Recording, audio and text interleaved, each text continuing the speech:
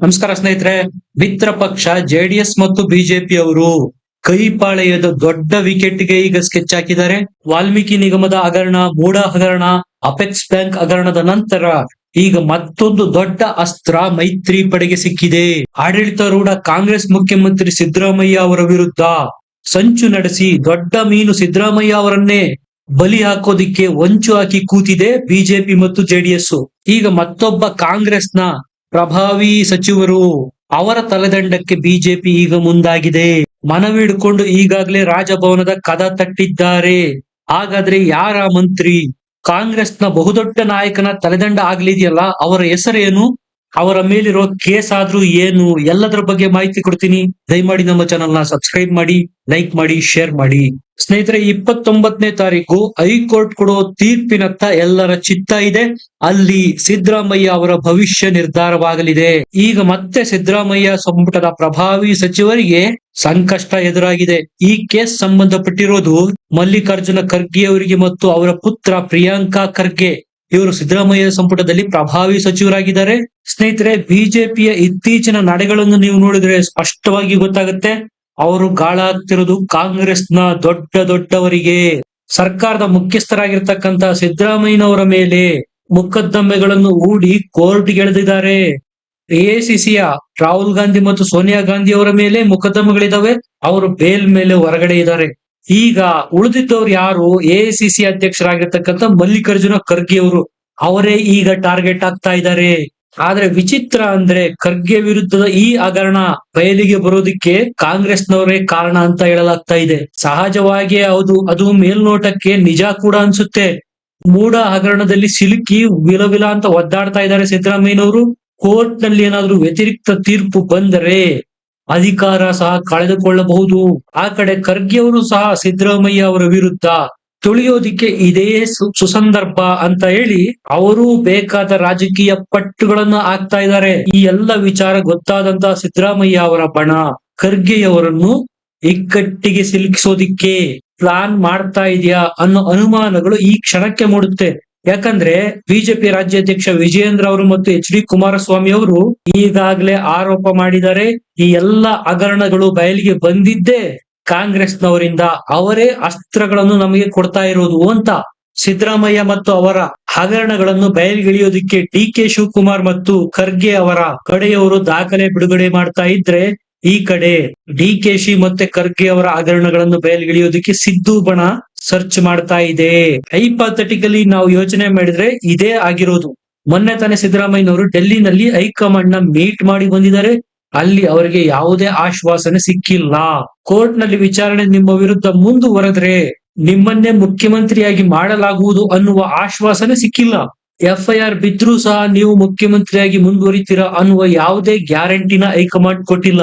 ಹಾಗಾಗಿ ಸಿದ್ದರಾಮಯ್ಯ ಅವರು ಸಹ ಇಂಡೈರೆಕ್ಟ್ ಆಗಿ ಖರ್ಗೆ ಅವರ ವಿರುದ್ಧ ಸೇಡು ತೀರಿಸಿಕೊಳ್ಳೋದಿಕ್ಕೆ ಮುಂದಾದ್ರ ಅನ್ನುವ ಅನುಮಾನಗಳು ಈ ಕೇಸ್ ಹೊರಗೆ ಬರ್ತಾ ಇರೋದ್ರ ಹಿಂದ್ಗಡೆ ಸಹಜವಾಗಿಯೇ ಮೂಡುತ್ತೆ. ನೀವೇ ನೋಡಿ, ಡಿ.ಕೆ. ಶಿವಕುಮಾರ್ ಅವರು ಮತ್ತು ಸಿದ್ದರಾಮಯ್ಯ ಅವರು ಡೆಲ್ಲಿ ಭೇಟಿ ಮುಗಿಸಿ ಬಂದ ನಂತರ ಸಹ ಡಾಕ್ಟರ್ ಜಿ ಪರಮೇಶ್ವರ್ ಅವರು ಡೆಲ್ಲಿನಲ್ಲಿದ್ರು.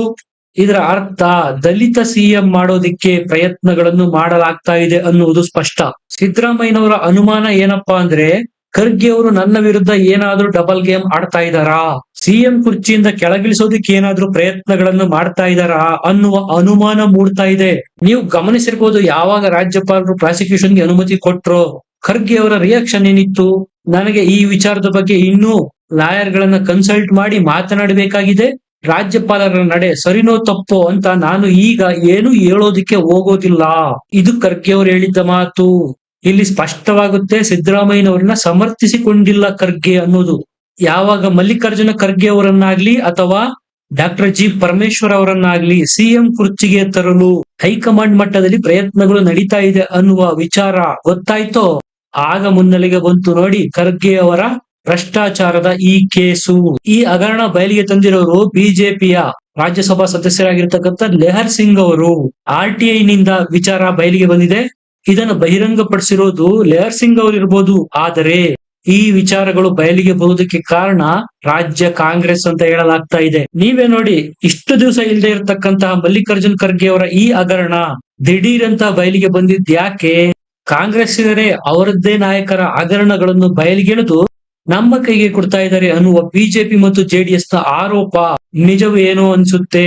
ಈಗ ಖರ್ಗೆ ಮತ್ತು ಅವರ ಕುಟುಂಬದ ವಿರುದ್ಧ ಕೇಳಿ ಬಂದಿರೋ ಆರೋಪ ಏನಪ್ಪಾ ಅಂದ್ರೆ ಹೈಟೆಕ್ಸ್ ಡಿಫೆನ್ಸ್ ಏರೋಸ್ಪೇಸ್ ಪಾರ್ಕ್ ಅಲ್ಲಿ ಅಕ್ರಮವಾಗಿ ಜಮೀನನ್ನು ಮಂಜೂರು ಮಾಡಲಾಗಿದೆ ಮಲ್ಲಿಕಾರ್ಜುನ ಖರ್ಗೆ ಅವರ ಸಿದ್ಧಾರ್ಥ ಟ್ರಸ್ಟ್ ಗೆ. ಇದನ್ನು ಮಂಜೂರು ಮಾಡಲಾಗಿದೆಯಾ ಅಥವಾ ಮಾಡಿಸಿಕೊಂಡಿದ್ದಾರಾ ಅನ್ನುವ ಆರೋಪ ಕೇಳಿ ಬಂದಿದೆ ಖರ್ಗೆ ಕುಟುಂಬದ ವಿರುದ್ಧ. ಬಿಜೆಪಿಯ ಲೆಹರ್ ಸಿಂಗ್ ಅವರು ಕೇಳಿರೋ ಪ್ರಶ್ನೆ ಏನಪ್ಪಾ ಅಂದ್ರೆ ಖರ್ಗೆ ಅವರ ಕುಟುಂಬದಲ್ಲಿ ಯಾರಾದ್ರೂ ಏರೋಸ್ಪೇಸ್ ಉದ್ಯಮಿಗಳಿದಾರಾ? ಕುಟುಂಬದಲ್ಲಿ ಯಾರು ಏರೋಸ್ಪೇಸ್ ಉದ್ಯಮಿಗಳಿಲ್ಲ ಅಂದ ಮೇಲೆ ಕೆಐಎಡಿಬಿ ಏರೋಸ್ಪೇಸ್ ಜಾಗದಲ್ಲಿ ಖರ್ಗೆ ಅವರ ಟ್ರಸ್ಟ್ ಗೆ ಜಮೀನನ್ನು ಹೇಗೆ ಮಂಜೂರು ಮಾಡ್ತು? ಇದು ಅಕ್ರಮ, ಭ್ರಷ್ಟಾಚಾರ, ಹಗರಣ ಅಲ್ಲದೆ ಮತ್ತೇನು ಅನ್ನೋದು ಲೆಹರ್ ಸಿಂಗ್ ಕೇಳ್ತಾ ಇರ್ತಕ್ಕಂಥ ಪ್ರಶ್ನೆ. ಈಗ MB ಪಾಟೀಲ್ರಿಗೂ ಸಹ ಸಂಕಷ್ಟ ಎದುರಾಗ್ತಾ ಇದೆ. ಇದರಿಂದ ಅಧಿಕಾರ ದುರುಪಯೋಗ ಮಾಡ್ಕೊಂಡಿದ್ದಾರೆ, ಸ್ವಹಿತಾಸಕ್ತಿ, ಸ್ವಜನ ಪಕ್ಷಪಾತ ಇಲ್ಲಿ ಸ್ಪಷ್ಟವಾಗಿ ನಡೆದಿದೆ ಅಂತ ಲೆಹರ್ ಸಿಂಗ್ ಅವರು ಆರೋಪ ಮಾಡ್ತಾ ಇರೋದು. ಸ್ನೇಹಿತರೆ, long story short, Mallikarjuna Kharge ಅವರ ಒಂದು ಟ್ರಸ್ಟ್ ಇದೆ, ಸಿದ್ಧಾರ್ಥ ವಿಹಾರ ಟ್ರಸ್ಟ್ ಅಂತ. ಇದೇ ಟ್ರಸ್ಟ್ ಗೆ ಕೆಐಎಡಿಬಿ ಬರೋಬ್ಬರಿ 5 ಎಕರೆ ಜಮೀನನ್ನ ಮಂಜೂರು ಮಾಡಿದೆ. ಯಾರ ಕೋಟಾದಲ್ಲಿ? SC ಕೋಟಾದಲ್ಲಿ. ಸುಮಾರು 45-50 ಎಕರೆ ಜಮೀನಿದೆ ಅಲ್ಲಿ. ಅದರಲ್ಲಿ 5 ಎಕರೆನ ಖರ್ಗೆ ಅವರ ಸಿದ್ಧಾರ್ಥ ಟ್ರಸ್ಟ್ ಗೆ ಮಂಜೂರು ಮಾಡಲಾಗಿದೆ. ಆ ಜಮೀನು ಬರೋದು ಏರೋಸ್ಪೇಸ್ ಮತ್ತು ಡಿಫೆನ್ಸ್ ನ ಅಂಡರ್ ನಲ್ಲಿ. ಏರೋಸ್ಪೇಸ್ಗೂ ಮತ್ತು ಖರ್ಗೆ ಕುಟುಂಬಕ್ಕೂ ಎಲ್ಲಿಂದ ಎಲ್ಲಿಗೆ ಸಂಬಂಧ? ಯಾವ ಲೆಕ್ಕಾಚಾರದಲ್ಲಿ 5 ಎಕರೆ ಭೂಮಿನ ಏರೋಸ್ಪೇಸ್ ಕೊಟ್ರು? ಇನ್ನು ವಿಚಿತ್ರ ಅಂದ್ರೆ ಈ ಸಿದ್ಧಾರ್ಥ ಟ್ರಸ್ಟ್ ನಲ್ಲಿ ಬರ್ತಕ್ಕಂತ ಟ್ರಸ್ಟಿಗಳೆಲ್ಲ ಮಲ್ಲಿಕಾರ್ಜುನ್ ಖರ್ಗೆ ಅವರ ಕುಟುಂಬದವರೇ. ಮಲ್ಲಿಕಾರ್ಜುನ ಖರ್ಗೆ ಅವರು ಸಹ ಖುದ್ದು ಟ್ರಸ್ಟಿ ಆಗಿದ್ದಾರೆ. ಅವರ ಪತ್ನಿ ರಾಧಾಬಾಯಿ ಅವರು ಸಹ ಟ್ರಸ್ಟಿ. ಮಗ ಪ್ರಿಯಾಂಕ ಖರ್ಗೆ, ಮತ್ತೊಬ್ಬ ಮಗ ರಾಹುಲ್ ಖರ್ಗೆ. ಅಷ್ಟೇ ಅಲ್ಲದೆ ಖರ್ಗೆ ಅವರ ಅಳಿಯ ರಾಧಾಕೃಷ್ಣ ಅವರು ಸಹ ಟ್ರಸ್ಟಿ ಆಗಿದ್ದಾರೆ. ಇಲ್ಲಿ ಜಮೀನನ್ನ ಮೇಲ್ನೋಟಕ್ಕೆ ಟ್ರಸ್ಟ್ ಗೆ ಟ್ರಾನ್ಸ್ಫರ್ ಮಾಡಿರೋದು ಅಂತ ಗೊತ್ತಾಗತ್ತೆ. ಆದ್ರೆ ವಿಚಾರ ಏನಪ್ಪಾ ಅಂದ್ರೆ ಆ ಟ್ರಸ್ಟ್ ನ ನಡೆಸ್ತಾ ಇರೋರಾದ್ರೂ ಯಾರು? ಅದು ಇರೋದಾದ್ರೂ ಯಾರ ನಿಯಂತ್ರಣದಲ್ಲಿ? ಒಂದೇ ಫ್ಯಾಮಿಲಿಯ, ಒಂದೇ ಕುಟುಂಬದ ನಿಯಂತ್ರಣ, ಅದು ಖರ್ಗೆ ಅವರ ಫ್ಯಾಮಿಲಿ. ಹಾಗಾಗಿ ಒಂದಂತೂ ಸ್ಪಷ್ಟ ಆಗುತ್ತೆ ಇಲ್ಲಿ, ಇದನ್ನೇನಾದ್ರೂ ಸ್ವಹಿತಾಸಕ್ತಿಗಾಗಿ ಮಂಜೂರು ಮಾಡಿಸಿಕೊಳ್ಳಲಾಗಿದೆಯಾ? ಯಾವುದೇ ಅರ್ಹತೆಗಳು ಇಲ್ಲದೆ ಹೋದ್ರೂ ಅಕ್ರಮವಾಗಿ ಇದನ್ನು ತೆಗೆದುಕೊಂಡಿದ್ದಾರೆ ಅನ್ನೋದು ಬಿಜೆಪಿಗರು ಮಾಡ್ತಾ ಇರ್ತಕ್ಕಂತ ಆರೋಪ. ಇದರಿಂದ ಖರ್ಗೆ ಅವರಿಗೆ ದೊಡ್ಡ ಸಂಕಷ್ಟ ಶುರುವಾಗಿದೆ. ರಾಜ್ಯಪಾಲರ ರಾಜಭವನದ ಹೊಸ್ತಿಲವರೆಗೂ ಸಹ ಈ ಪ್ರಕರಣ ಹೋಗಿದೆ. ಈಗಾಗಲೇ ಸಿದ್ಧಾರ್ಥ ಟ್ರಸ್ಟ್ ಗೆ ಸಂಬಂಧಪಟ್ಟಂತ ಎಲ್ಲ ದಾಖಲೆಗಳನ್ನು ಇಟ್ಟುಕೊಂಡು ಸಾಮಾಜಿಕ ಕಾರ್ಯಕರ್ತ ದಿನೇಶ್ ಕಲ್ಲಳ್ಳಿ ಅವರು ರಾಜಭವನದ ಕದ ತಟ್ಟಿದ್ದಾರೆ. ದಿನೇಶ್ ಕಲ್ಲಳ್ಳಿ ಅವರು ಹೇಳೋದೇನಪ್ಪಾ ಅಂದ್ರೆ ಏರೋಸ್ಪೇಸ್ ನ ಜಮೀನನ್ನು ಟ್ರಸ್ಟ್ ಗೆ ವರ್ಗಾಂತರ ಮಾಡಿರೋದ್ರಿಂದ ಸರ್ಕಾರಕ್ಕೆ, ಕೆಎಡಿಬಿಗೆ ಕೋಟ್ಯಂತರ ರೂಪಾಯಿ ನಷ್ಟ ಆಗಿದೆ. ಭ್ರಷ್ಟಾಚಾರ ನಿಯಂತ್ರಣ ಕಾಯ್ದೆಯಡಿ MB ಪಟೇಲ್ರ ವಿರುದ್ಧ ಮತ್ತು ಖರ್ಗೆ ಅವರ ವಿರುದ್ಧ ಕ್ರಿಮಿನಲ್ ಮೊಕದ್ದಮೆಯನ್ನು ದಾಖಲು ಮಾಡಬೇಕು. ಇದಕ್ಕೆ ಅನುಮತಿ ಕೊಡಿ ಅಂತ ರಾಜಭವನದ ಕದ ತಟ್ಟಿದ್ದಾರೆ ದಿನೇಶ್ ಕಲ್ಲಳ್ಳಿ ಅವರು. ಇದಕ್ಕೇನಾದ್ರೂ ರಾಜ್ಯಪಾಲರು ಪ್ರಾಸಿಕ್ಯೂಷನ್ಗೆ ಅನುಮತಿ ಕೊಟ್ಟಿದ್ದೇ ಆದ್ರೆ MB ಪಟೇಲ್ರು ಕೋರ್ಟ್ ನ ಕಟಕಟೆ ಹತ್ತಬೇಕಾಗತ್ತೆ. ಪ್ರಿಯಾಂಕ ಖರ್ಗೆ ಅವರು ಸಹ ರಾಜೀನಾಮೆ ಕೊಡುವ ಸನ್ನಿವೇಶ ಬರಬಹುದು. ಇನ್ನ AICC ಅಧ್ಯಕ್ಷರಾಗಿರ್ತಕ್ಕಂಥ ಮಲ್ಲಿಕಾರ್ಜುನ ಖರ್ಗೆ ಅವರಿಗೆ ರಾಷ್ಟ್ರ ಮಟ್ಟದಲ್ಲಿ ಇದೊಂದು ದೊಡ್ಡ ಮುಖಭಂಗ ಆಗುತ್ತೆ. ಇದರ ಬಗ್ಗೆ ನಿಮ್ಗೆ ಏನನ್ಸುತ್ತೆ? ಕಮೆಂಟ್ ಮಾಡಿ ತಿಳಿಸಿ, ಲೈಕ್ ಮಾಡಿ, ಶೇರ್ ಮಾಡಿ, ನಮ್ಮ ಚಾನೆಲ್ ನ ಸಬ್ಸ್ಕ್ರೈಬ್ ಮಾಡಿ. ಮತ್ತೆ ಸಿಗೋಣ. ನಮಸ್ಕಾರ.